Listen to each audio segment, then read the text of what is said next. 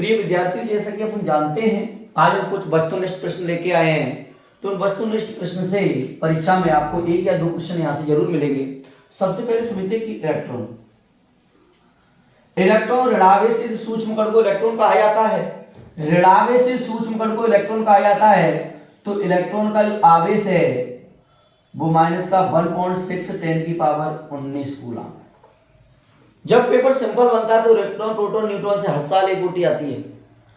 Electron की खोज J Thomson नामक वैज्ञानिक ने की थी। थॉमसन को कभी कभी घुमा देता है, थॉमसन लिख देता है। इलेक्ट्रॉन का जो द्रव्यमान है, द्रव्यमान यानी इसका जो वजन मास, इलेक्ट्रॉन का जो मास है वो 9.8 गुणा 10 पे घात 31 किलो। कि इलेक्ट्रॉन का जो वजन है वो 9.8 10 पे घात 31 किलोग्राम है। इलेक्ट्रॉन को अपन संकेत के तौर पे अगर देखा जाए तो ई से दर्शाते हैं। किससे दर्शाते? ई से। कभी कभी इसमें से दूसरी यूनिट ओटी आ जाती है कि ई बटे एम। ई बटे एम का मतलब होता है इलेक्ट्रॉन का विशिष्ट आवेश। इसका मान होता है 1.76 गुणा 10 पे घात 11 कूलम बटे किलोग्राम। ई बटे एम का जो नाम है इलेक्ट्रॉन का विशिष्ट आवेश। इलेक्ट्रॉन का विशिष्ट आवेश। प्रिय विद्यार्थियों ध्यान दीजिए कि ई बटे एम बहुत इंपॉर्टेंट होती है यूनिट नंबर 7 से कि ई बटे एम का मतलब इलेक्ट्रॉन का विशिष्ट आवेश 1.76 10 पे घात 11 कूलम बटे किलोग्राम। इसके बाद अपन चलते हैं प्रोटॉन। प्रोटॉन धनावेशित कण है। ओटी आया कि प्रोटॉन कैसा कण है? सर प्रोटॉन धनावेशित कण। तो प्रोटॉन का जो द्रव्यमान है 1.67 गुणा 10 पे घात 27 किलो। प्रोटॉन का जो आवेश है प्लस का 1.6 10 की पावर 19 कूलम।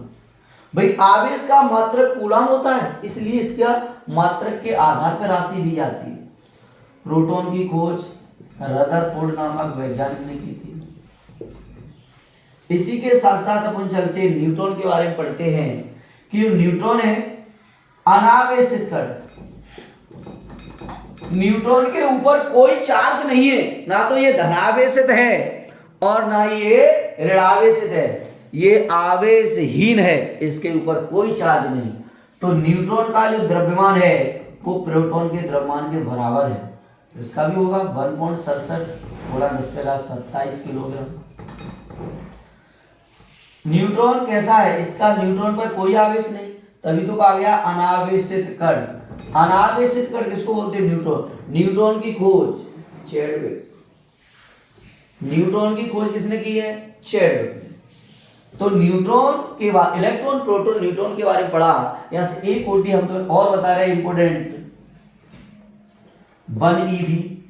एक इलेक्ट्रॉन वोल्ट का मान 1.6 10 की पावर 19 जूल। बहुत बार पूछी। एक इलेक्ट्रॉन वोल्ट का मान बताएं, इनकी हमेशा जूल में होगा।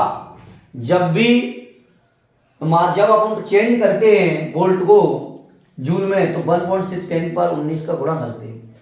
तो इलेक्ट्रॉन का एक इलेक्ट्रॉन वोल्ट का मान 1.6 10 की पावर 19। तो ये अपन ने इलेक्ट्रॉन प्रोटॉन न्यूट्रॉन के बारे में सामान्य जानकारी समझी। स्क्रीनशॉट इसका ले लीजिए। इसी के आगे फिर और आगे चल रहे हैं।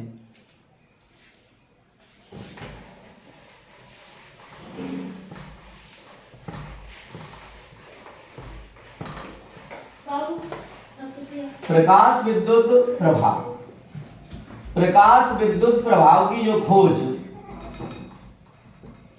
हाइटज नामक वैज्ञानिक ने की थी। इसी के साथ साथ अगर अपन चलते हैं द्रव्य तरंगें, 2024 का पेपर उठा के देखोगे, पूछा गया था कि द्रव्य तरंगें, डी ब्रोकली ने। इस ओटी को बहुत बार घुमाया गया है कि द्रव्य तरंगों की परिकल्पना का अध्ययन डी ब्रोकली ने। जोड़िए पूछ लेता है, एक तरफ द्रव्य तरंगें लिख देगा, एक तरफ डी ब्रोकली लिख देगा। तो द्रव्य तरंगों की परिकल्पना, लेकिन द्रव्य तरंगों का जो समीकरण होता है, द्रव्य तरंगों का जो समीकरण है वो लैम्डा बराबर h बटे mv होता है। द्रव्य तरंगों का समीकरण होता है लैम्डा बराबर h बटे mv। विकिरण की ऊर्जा तथा आवृत्ति में संबंध, विकिरण की ऊर्जा तथा आवृत्ति, अगर ये ओटी आया है तो E बराबर एच वी। विकिरण की ऊर्जा तथा आवृत्ति में संबंध आया है तो E बराबर एच वी। इसी के आगे अपन चलते हैं कि तापानिक उत्सर्जन को, कि किसी धातु को गर्म करने से, तापानी मतलब होता तपा करके, छोटी छोटी परिभाषा पूछ लेंगे, किसी धातु गर्म करने से उसकी सतह से इलेक्ट्रॉन का बाहर निकलना तापानिक उत्सर्जन कहलाता है। इलेक्ट्रॉन का बाहर निकलना क्या कहलाएगा? तापानिक उत्सर्जन कहलाएगा। तो इसके आगे अपन चलते हैं, जैसे दहलिया में तो आपने देखा है न्यू बोलते हैं, तो अपन फाई बराबर एच न्यू से हमने कार्य फलन को निकाला था, तो यहां से अगर अपन मान निकालेंगे इसका तो फाई अपॉन एच होगा। तो ये दहली आवृत्ति, कार्य फलन की ओटी आती है, न्यूनतम ऊर्जा लिख देगा केवल, न्यूनतम ऊर्जा की आवश्यकता को कार्य फलन कहते हैं, न्यूनतम ऊर्जा की आवश्यकता को ही कार्य फलन कहते हैं। द्रव्य तरंगें जो होती हैं ये विद्युत चुंबकीय तरंगें नहीं, द्रव्य तरंगें विद्युत चुंबकीय तरंगें नहीं होती। द्रव्य तरंगों को विद्युत चुंबकीय तरंगें नहीं कहा जाता है। तो जो द्रव्य तरंगें हैं ये विद्युत चुंबकीय तरंगें नहीं है। इसी के साथ अपन आगे चलते हैं। तो फोटोन का ब्राह्म द्रव्यमान पूछा गया था एक बार ओटी में कि फोटोन का ब्राह्म द्रव्यमान शून्य होता है। फोटोन का ब्राह्म द्रव्यमान, फोटोन का ब्राह्म द्रव्यमान शून्य होता है, बहुत इंपोर्टेंट ओटी है। फोटोन का ब्राह्म द्रव्यमान शून्य होता है। तो ये ओटी हमने आपको यूनिट 7 से पढ़ाई है, और कुछ इंपोर्टेंट महत्वपूर्ण ओटी पढ़ाएंगे इसी में से। पेपर में कुछ ओटी तुम्हें देखने को मिलेगी। थैंक यू, धन्यवाद।